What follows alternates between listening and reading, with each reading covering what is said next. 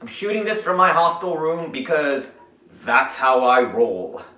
Let's do this! Why did my voice crack?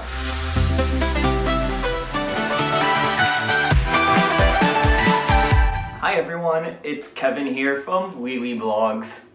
Just going to give you a little preview of what you can expect for semi-final 3. Now before we get into the songs, I want to start off by saying if you were a bit underwhelmed from the other 2 semi-finals when it came to the songs, you are definitely in for a treat this week because the songs have gotten a lot better. Yes. Now last week, Melodifestivalen did have a drop of 500,000 viewers, and SVT said that was because of the Olympics. But most people attribute it to David Lindgren, Fab Freddy, and those Anna book segments. But on to the songs. What do we have? We begin with Martin Almgren with the song A Bitter Lullaby. Now, for the first couple of songs, I actually didn't get to see it, so I'm going by the clips that I've seen. But Martin is a former Idol winner like Liamo. He won Idol in 2015. Very likable character. He already has the Swedish public's trust. And he's doing a kind of upbeat country song, A Bitter Lullaby, which is about his experience being bullied, being grown up. So there's always a positive message with this song, with a very likable character, simple staging. He's letting his voice shine. And again, he did have the public's trust before with an Idol victory. And usually Idol winners do well at their debuting time in Melodifestivalen. So Martin will probably again do well, carried by mostly his voice. Our next song is a Swedish song by artist Barbi Escobar, who is making her debut at Melodifestivalen. She has had some experience doing backing vocals and songwriting, but now she is taking the main stage. And the theme for Stark, or Strong in English, is it's a very personal theme for Barbie, as she wrote it as a song of empowerment after her father passed away. And to kind of make it more cheery, it has killer club beats. It is a club song. It's supposed to be about being empowered, and it definitely is a song you want to move your butt to. But this does have the curse of having the second place in the running order, especially being a new artist after a favorite like Martin, and this will definitely, I think, hurt Barbie in the long run of advancing in this contest. Third, we have Moncho with Cuba Libre, and as this title of the song might suggest, it is a fun Latin Cuban themed song. It is in the light of Panitos, for example, so it's very upbeat. Again, you're going to be wanting to shake your booty during this song, and the staging is quite fun. There are dancers dressed up in, I would assume, Cuban style party wear as they dance along with Moncho, who's going around the stage and interacting. But it is a fun song. However, after looking at the rehearsals today, he's still quite new to the Melodifestivalen stage, and you can really see that he just doesn't really connect with the camera. He's kind of looking a bit to the side. He looks a bit lost sometimes. He's putting on a great performance, and it's a great song, but it's just this connection with the camera that he's missing that might hurt his chances. And then we move on to Jessica Andersson with Party Voice. If you took Schlager and brought it to modern times, it would be this. It kind of has this Ariana Grande feel at the beginning, but gets right into the whole Schlager chorus with very modern beats. Now Jessica has come to Melodifestivalen mostly solo with ballad type songs, and now she is bringing the party back with her party voice. I love the song, and she really plays on the line, I'm gonna dance like a mother, playing on the fact that yes, she is a mother, and that she can still be quite sexy and out there and really put on a good modern pop show. I love the song, I love the staging. We have a lot of purple disco ball kind of LED background.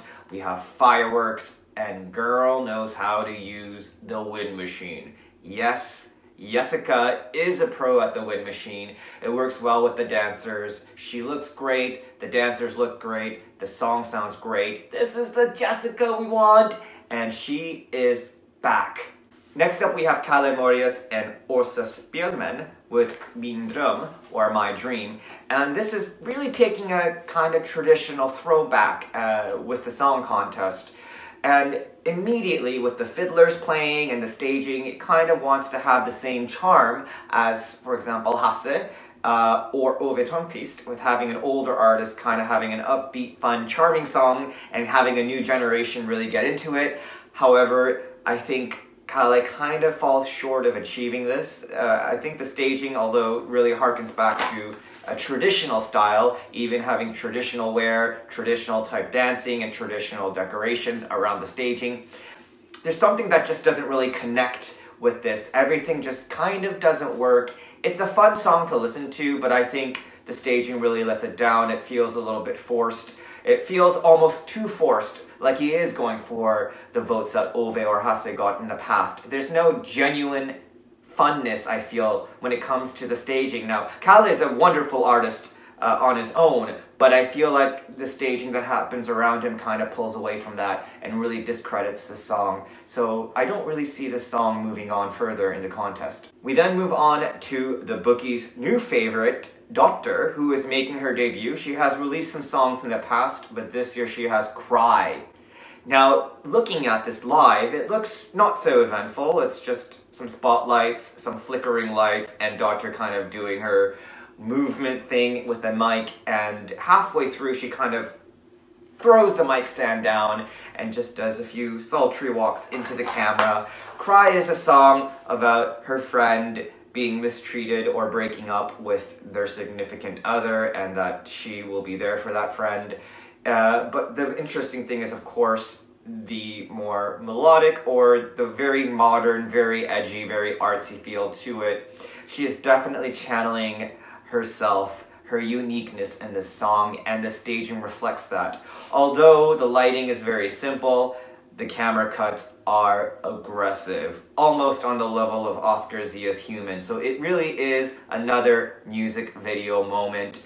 You have a lot of aggressive cuts, you have a lot of flashes, you have a lot of half dissolves. So you see Dotter on both half of the screen from different angles, which is kind of cool. There is a lot to be worked on because of the way it's shot, with the lighting and cameras needing to be in precise in placement at certain times. It is difficult to really achieve. You really have to be, or have your camera on the exact perfect spot when she's standing in the exact perfect place for this to work. And I don't think during any of the 3 rehearsals they really achieved that, although I do see the potential in this.